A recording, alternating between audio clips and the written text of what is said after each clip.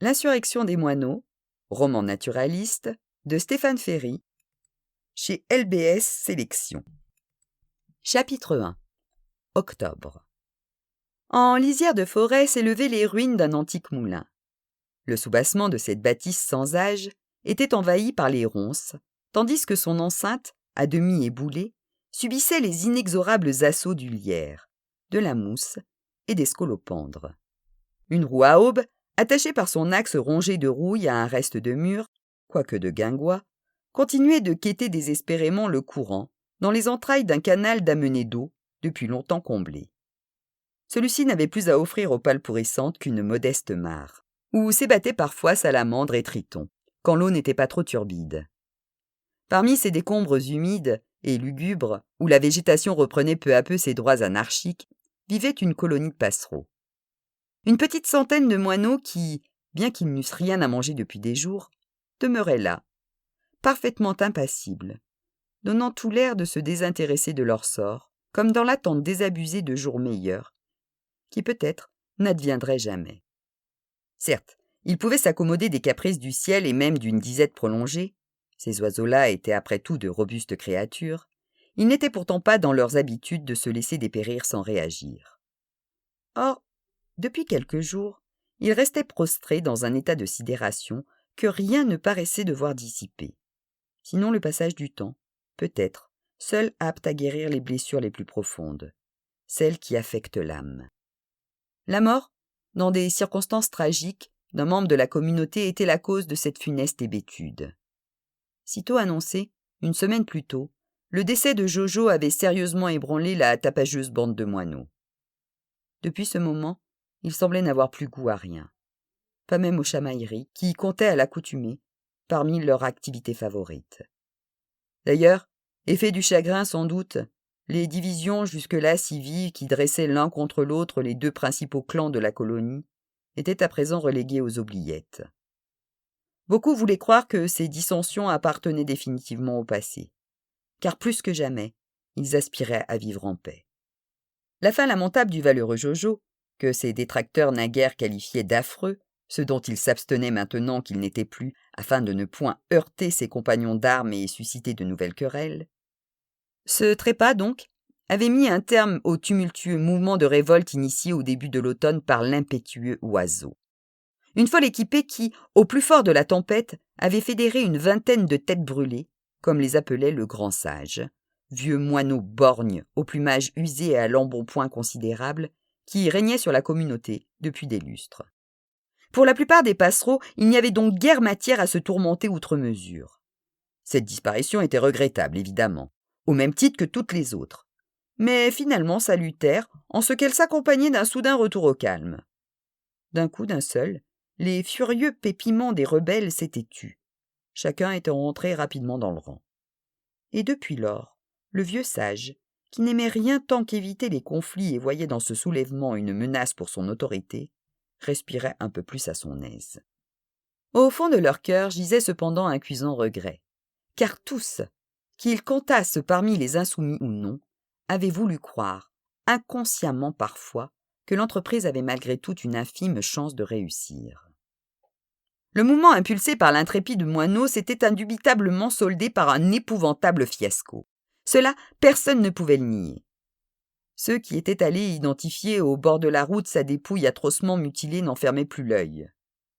Son corps, décapité, avait été retrouvé dans un fossé, non loin de débris orangés et translucides qui gisaient dans l'herbe. Il n'avait pas été très compliqué de deviner que, pour le chauffeur du poids lourd, l'affrontement s'était seulement soldé par un clignotant brisé. Pourtant, si l'action de Jojo avait manqué son but, elle n'avait pas été totalement vaine. En ce matin sombre d'octobre, sous la pluie têtue qui tambourinait sa mélopée funèbre sur les crânes immobiles des moineaux, le vent de l'insurrection s'était déjà levé dans les esprits. Mais de cela, tandis que l'abattement et la peine occultaient toute autre pensée, nul ne s'était encore avisé. Pas même les renégats, pour le moment trop anéantis pour songer à autre chose qu'à la ruine de ce qu'ils pensaient être leur ultime rêve de liberté. Seul prévalait le souvenir. Avant de passer à l'acte, Jojo les avait harangués avec une fougue et une énergie peu communes. Son vigoureux discours, dont il n'avait pas manqué la moindre bribe en dépit de la pluie et du froid qui s'étaient rendus maîtres de la clairière, les avait littéralement saisis. L'espace d'un soir, il s'était senti capable de tous les exploits, des audaces les plus étourdissantes.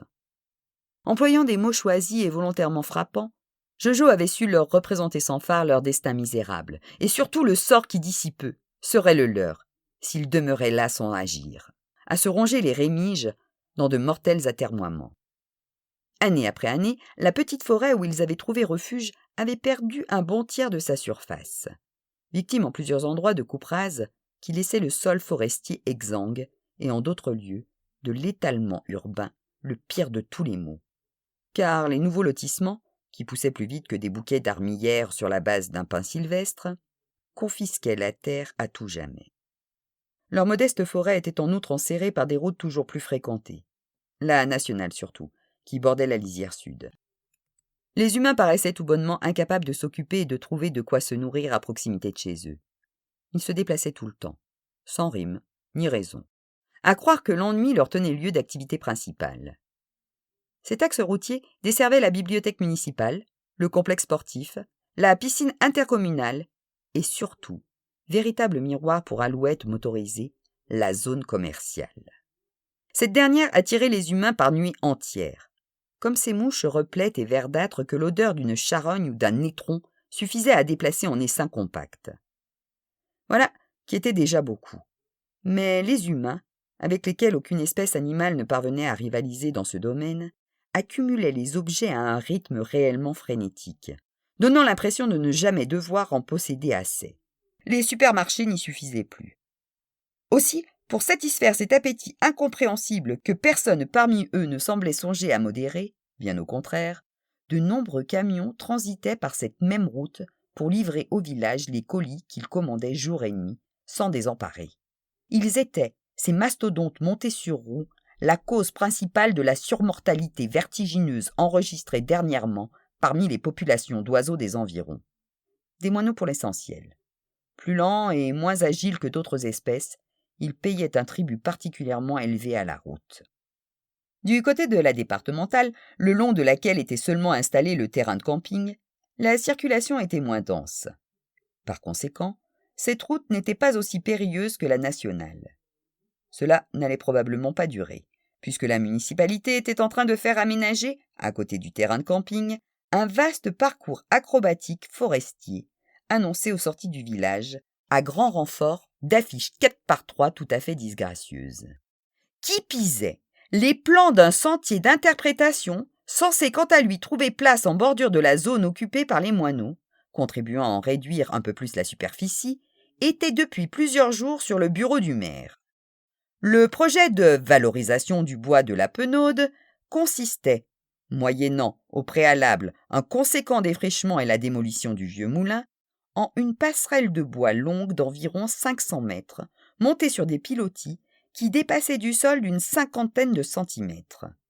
Les humains n'aimaient pas se salir les pattes, et ponctuée de panneaux explicatifs leur permettant, à ces créatures délicates, de mettre un nom sur tout ce qu'ils étaient susceptibles d'apercevoir en fait de faune ou de flore. Un beau défilé d'ignorants braillards en perspective, pensaient les moineaux, comme si la nature avait besoin de sous-titres. Il y avait autre chose au sujet de cette passerelle. Elle représentait une menace encore plus aiguë, bien que moins visible. Son déploiement allait entraîner la destruction d'une grande partie de la lisière. Or, celle-ci n'était pas seulement une ligne de démarcation entre la route et la forêt, comme semblaient le penser les humains. Elle était un espace de transition essentiel. Sous une apparence anodine, elle recelait une singulière richesse végétale. Elle constituait un site un excellent refuge pour de nombreux insectes et animaux. Les moineaux en faisaient partie, qui y trouvaient là non seulement de quoi se mettre à l'abri, mais aussi de la nourriture en abondance. Autrement dit, avec un tel projet, il fallait s'attendre à une dégringolade de la biodiversité, conduisant à court terme à une fragilisation de la forêt tout entière, puisque cela laisserait le champ libre aux parasites. Sans parler du vent, qui profiterait de cette ouverture pour souffler à sa guise, jusqu'au cœur de la futaie, bousculant au passage quelques arbres vénérables, mais fragiles et asséchant l'humus. La régénération des sols s'en trouverait vite compromise, entraînant de nouvelles catastrophes. L'oisillon le moins dégourdi était capable de comprendre cela. Les humains ne pouvaient-ils faire un effort pour essayer d'envisager les terribles conséquences de leurs actes? Toutes ces choses, Jojo les leur avait parfaitement expliquées, et il était parvenu à convaincre les plus entreprenants de mener avec lui un combat ambitieux pour enfin mettre les humains sur la voie de la raison. Après tout, ils devaient pouvoir se contenter des espaces qu'ils occupaient déjà, estimait-il. Son idée était simple. Tous ensemble, une vingtaine de moineaux déterminés à mener cet assaut, ils se jetteraient à tire-d'aile sur le prochain camion qui passerait par la nationale et lui donneraient une leçon qu'il ne serait pas prêt d'oublier. Ce qui motivait ces velléités belliqueuses se résumait à pas grand-chose en fin de compte. Une maigre parcelle de forêt très ordinaire, à la frange de laquelle la communauté de moineaux avait trouvé refuge quelques années plus tôt, l'habitat des hommes ne leur offrant plus de quoi pourvoir à leur survie. L'habitat des hommes. Parlons-en. Les buissons et les pelouses fourmillant d'insectes qui occupaient jadis leur jardin avaient progressivement laissé place au gravier, quand il ne s'agissait pas de ciment ou de goudron, tellement plus propre comme il disait. Les tilleuls et les marronniers, de leur cour, certains très anciens et truffés d'anfractuosités fort appréciables, avaient été abattus, remplacés par des palmiers ou des oliviers qui n'étaient d'aucun secours pour les oiseaux en ces régions septentrionales. Parfois même, ils n'étaient pas remplacés du tout. Les murs de pierre sèche avaient été démantelés les uns après les autres, les humains préférant bizarrement s'enfermer derrière de hautes grilles ou dans du béton, quelquefois hérissé de tessons de verre.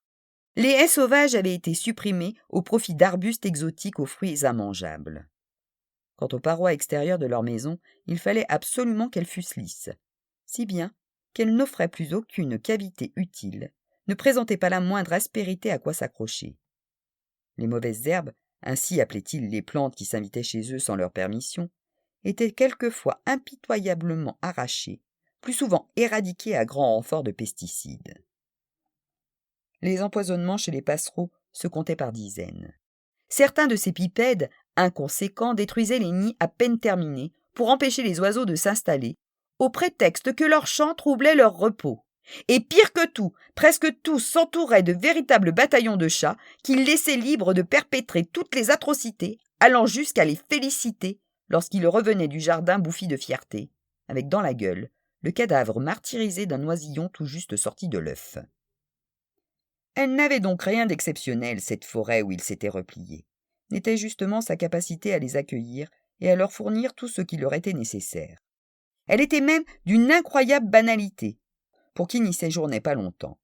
De forme plus ou moins triangulaire, coincée entre les deux routes qui convergeaient vers le village, et desservait la zone commerciale de l'agglomération voisine. Elle couvrait à peine plus de 20 hectares. Cependant, sa simplicité même en faisait un territoire à part, relativement épargné par l'homme, jusqu'à une période récente en tout cas. Difficile d'accès, elle n'incitait pas les humains à la promenade. Les arbres qui s'y dressaient étaient de tous âges, comme en bien d'autres forêts. Mais ici, la proportion de hêtres, de chênes, de charmes, de châtaigniers et même de sapins ou d'épicéas plusieurs fois centenaires était très élevée, particulièrement vers le centre de la parcelle. Il s'agissait de la partie la plus dense de la forêt, dont la topographie était marquée par une terre de faible hauteur, probablement une ancienne motte féodale, occupant près d'un dixième de sa surface. Ce tertre était presque entièrement ceinturé par un méandre du modeste ruisseau qui prenait sa source à une dizaine de kilomètres du village. Lorsqu'il pleuvait abondamment, il avait tendance à se répandre dans le sous-bois en faisant un véritable marécage. Certains de ces très vieux arbres, morts sur pied, constituaient des abris de choix pour les cavernicoles. Des pics, des citelles et des troglodytes. Quelques rapaces nocturnes et chauves-souris également. D'autres gisaient au sol, où ils pourrissaient sans hâte, nourrissant la terre et la microfaune des bois. Quant aux arbres vivants, ils avaient des troncs effroyablement tourmentés et des branches noueuses, tous entièrement couverts de mousse et de lichen, ce qui leur donnait souvent un aspect inquiétant, aux yeux des promeneurs, surtout quand la pluie ruisselait le long des fûts, assombrissant encore leur parure. Pour quiconque n'était pas familier des lieux, la forêt paraissait hantée, et il ne faisait pas bon s'y attarder. Qu'un nuage masqua un instant le soleil, et une angoissante pénombre s'installait tout à coup. Un irrépressible sentiment de terreur étreignait alors l'imprudent qui s'était aventuré ici. particularité qui n'était pas pour déplaire au petit peuple sylvestre. Les humains, êtres sales et bruyants, n'étaient plus désormais d'une compagnie recherchée. En règle générale, ceux qui parmi eux parvenaient au plus sombre de ces sous-bois délaissés n'étaient pas les plus téméraires. Les moins malins, plutôt, qui s'égaraient tout bonnement, faute d'avoir su délaisser derrière eux les marques idoines. Il leur fallait souvent des heures pour trouver le moyen de quitter ces lieux hostiles. Le tertre et ses alentours recelaient une végétation si foisonnante qu'elle rendait la marche pénible. Non seulement parce qu'elle entravait la progression des bipèdes, ceux qui étaient dépourvus d'ailes, s'entend, mais aussi parce qu'elle n'offrait au regard aucun point de repère permettant de s'orienter. Il n'était pas rare, lorsqu'un ramasseur de champignons s'engageait étourdiment en ces parages, d'entendre bientôt résonner une longue plainte et des appels à l'aide lamentables. Heureusement pour la tranquillité des bêtes sauvages, pareil événement demeurait rare. La forêt avait depuis longtemps mauvaise réputation, et les humains du village s'en tenaient habituellement à distance respectable, y compris lorsque girolles, chanterelles, oronges et bolets commençaient à montrer le bout de leur chapeau. Ils préféraient les cueillir ailleurs. Ainsi, la forêt se révélait un havre irremplaçable en ces temps où les espaces naturels se raréfiaient drastiquement. Les moineaux en avaient pleinement conscience, eux qui, pour survivre, avaient été contraints d'établir leur quartier dans les ruines de l'ancien moulin.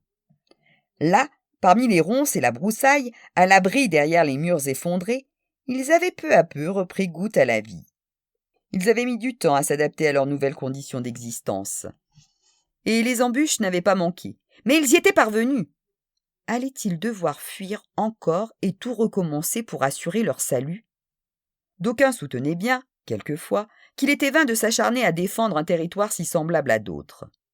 La première linotte venue était en mesure de comprendre qu'ailleurs, le problème serait identique, puisque les humains se conduisaient partout de la même manière. La conclusion était donc, pour les moineaux insurgés, qu'il fallait se battre ici même et jusqu'au bout, non se résoudre à une errance toujours plus problématique et hasardeuse. Et le premier acte de ce combat sans merci devait donc être la destruction totale de l'un de ces abjects semi-remorques qui semaient la désolation sur leur passage. Pour l'exemple. Le lendemain, à l'aube, Jojo était pourtant parti seul pour accomplir cette mission. Les moineaux n'étant pas particulièrement matinaux, ils n'avaient eu aucun mal à quitter la colonie sans se faire remarquer. Peut-être que, réalisant qu'il s'apprêtait à entraîner ses congénères dans une expédition sans retour, il en avait conçu quelques scrupules. Personne ne le saurait jamais. Si certains avaient oublié la ferveur combative de ces instants, maintenant que Jojo s'en était allé, les plus résolus d'entre ses compagnons avaient tout conservé en mémoire, pieusement. Ils demeuraient persuadés dans leur fort intérieur et en dépit de l'immense déception suscitée par cet échec, qu'ils ne devaient pas se soumettre à la tyrannie des humains, sans avoir tenté d'y opposer une farouche résistance. Quand cela s'avérerait n'être qu'un vain baroude et se solderait in fine par le massacre en règle que ses détracteurs avaient naguère promis à Jojo, et même si la communauté devait finalement périr dans son entier, quelle importance! Un peuple anéanti ne connaît ni amertume, ni regret. Leur sort semblait scellé de toute façon. Autant essayer d'infléchir le cours des choses quand il était encore possible de le faire, plutôt que de se résoudre à l'inéluctable sans rien entreprendre. Au moins, il n'aurait pas disparu en pure perte. Jojo, que l'on n'évoquait plus parmi ceux-là que sous le glorieux nom de Jojo le Brave, était l'étincelle qui avait réveillé leur conscience engourdie. Il avait montré la voie. Il n'y avait plus qu'à la suivre jusqu'à son terme. Cela finirait bien un jour ou l'autre par donner quelques résultats. Tel était leur état d'esprit en ces jours étranges d'après-deuil, où ils soufflaient craintivement sur les braises tiédies de leur révolte, redoutant, s'ils y mettaient trop d'ardeur ou pas assez, qu'elles ne s'éteignent tout à fait, en même temps que leurs dernières espérances. Bien que leurs convictions fussent demeurées intactes, la perplexité s'était installée. À présent que le héros vaincu gisait dans la tourbe d'un fossé puant, il se questionnait, forcément. Que restait-il de la force de cohésion qui avait jusqu'ici solidement uni la meilleure part d'entre eux? Avait-elle survécu au désastre? Dans quelle mesure et jusqu'à quel point? Pour lors, il l'ignorait. Pour ne rien arranger, tous éprouvaient des difficultés à énoncer les sentiments qui les animaient. Ce mélange de tristesse, de frustration, de fureur et d'angoisse, malgré tout matiné d'une inexplicable exaltation, qui faisait palpiter si fort cet organe douloureux au fond de leur petite poitrine duvéteuse, ils ne savaient quel nom lui donner. Et par voie de conséquence, ils se sentaient incapables d'envisager quelle forme pourrait prendre à présent leur mouvement insurrectionnel. Comment allaient-ils s'y prendre pour ramener l'expansionnisme des humains à de plus justes proportions? Ils n'en avaient pas la plus petite idée. Au cours des jours suivants, la recrudescence des meurtres commis par les mastodontes tonitruants qui sillonnaient toujours plus nombreux les routes forestières allait être un électrochoc. Unanimes dans leur indignation, les moineaux qui s'étaient mobilisés à l'appel de Jojo allaient finir par comprendre qu'ils étaient demeurés dans leur majorité convaincus que le mouvement devait perdurer quoi qu'il en coûtât, et même qu'il fallait l'intensifier sans délai. Encore allait-il devoir s'organiser et décider comment il s'y prendrait, et surtout avec qui, car les partisans de la résistance avaient de très nombreux adversaires au sein de la colonie, dont tous les membres n'étaient dotés ni du même esprit d'indépendance, ni de la même impavidité face au péril. Il existe en effet deux grandes catégories de moineaux, au tempérament bien distinct, même s'il leur arrive de cohabiter lorsque les circonstances l'exigent. Les friquets sont ainsi bien plus sauvages et aventureux que leurs cousins, les domestiques, habitués depuis des temps immémoriaux à fréquenter les humains. Ceux-là, plus délicats, s'étaient d'ailleurs réservé les cavités les plus confortables au sein des ruines du moulin, laissant les moins salubres aux friquets. Ils tenaient à leur bien-être et redoutaient tout ce qui menaçait de l'amoindrir. Ils refusaient en général le débat, arguant que la violence ne résoudrait rien, et s'en remettaient docilement à la providence. Trouver un consensus était leur leitmotiv, ce qui, compte tenu de la profondeur des divergences qui opposaient les deux camps, revenait à demeurer dans le statu quo de l'inaction. Parmi eux, quelques-uns hésitaient pourtant, ne sachant quel parti prendre pour garantir la tranquillité de la colonie. Ils allaient devoir bientôt franchir le pas.